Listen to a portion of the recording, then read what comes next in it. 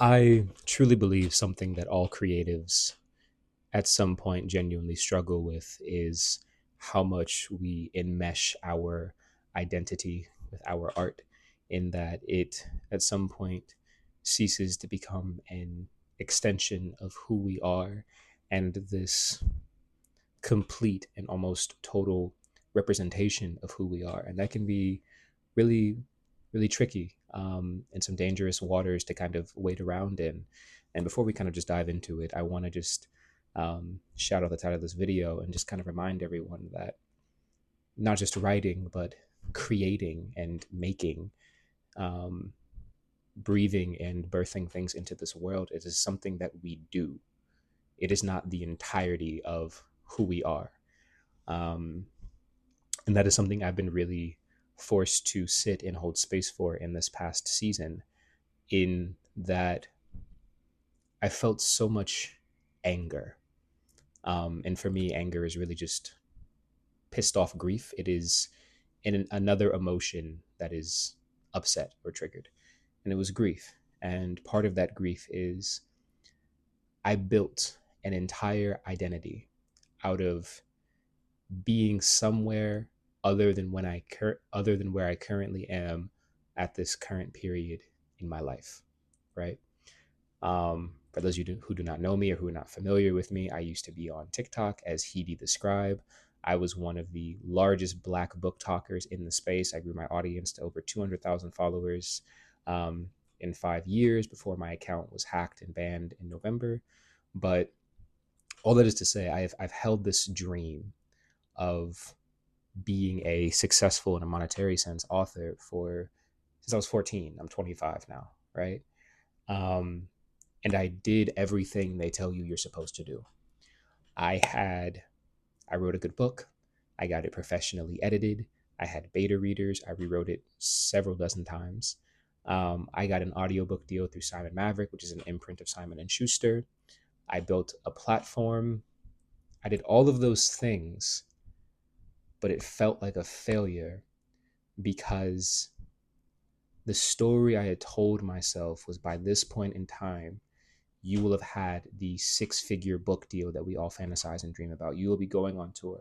You will be writing full time. That will be your reality. And the fact that it isn't that has caused this really like violent spiritual juxtaposition between the image that I've held onto since before I could drive and my current reality. And part of the reason that it just hurt so much and there was so much anger is because I never let myself imagine or envision a reality or a different lane outside of writing. I tied my art, my sense of self worth, to my ability to survive, to provide for myself.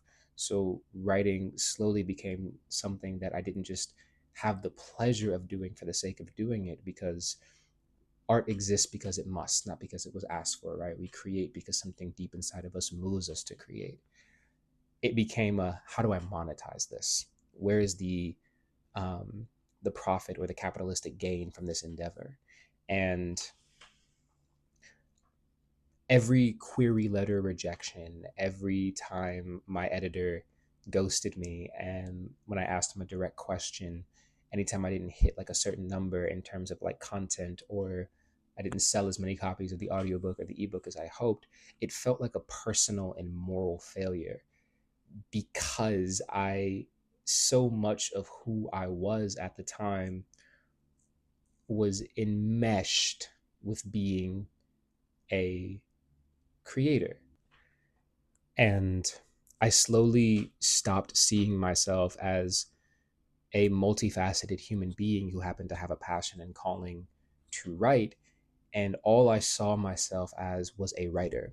And because of that, I developed this kind of tunnel vision, and that I would not let myself or give myself permission to explore other avenues, other paths, other identities outside of this one thing, right? And I didn't realize how much that was eating at me, like physically, emotionally, mentally, spiritually. And I talked with a friend, a really good friend, and she asked me a powerful question, in that When was the last time I felt excited to write? And I had to sit with that. And the answer was back in February because I got a download and I wrote a short story. It was a really powerful short story, if I say so myself. I'm really proud of it. But that was the first time I felt like I had made something without the expectation of monetary or circumstantial success attached to it.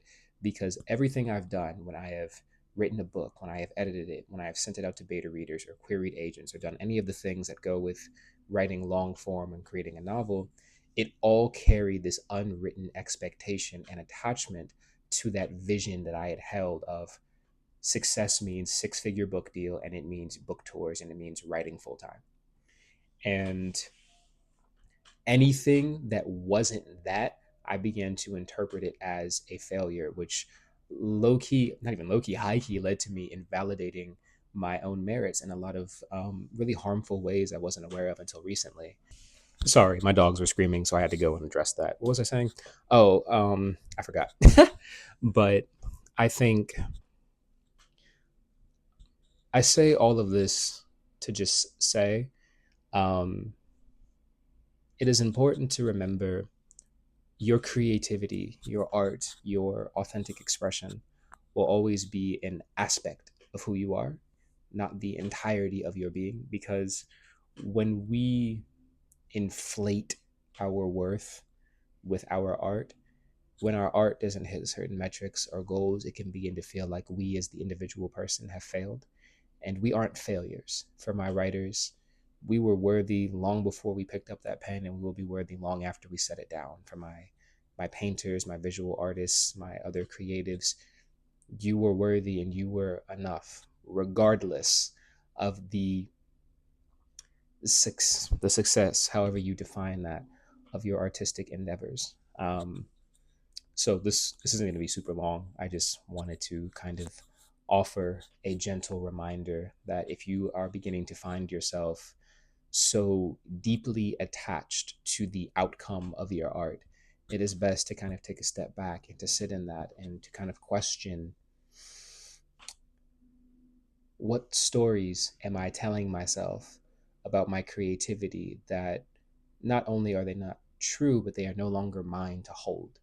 Mine was that in order to be a successful writer, I needed a six-figure book deal to be on book tour, to be going on book tours, and to be writing full time.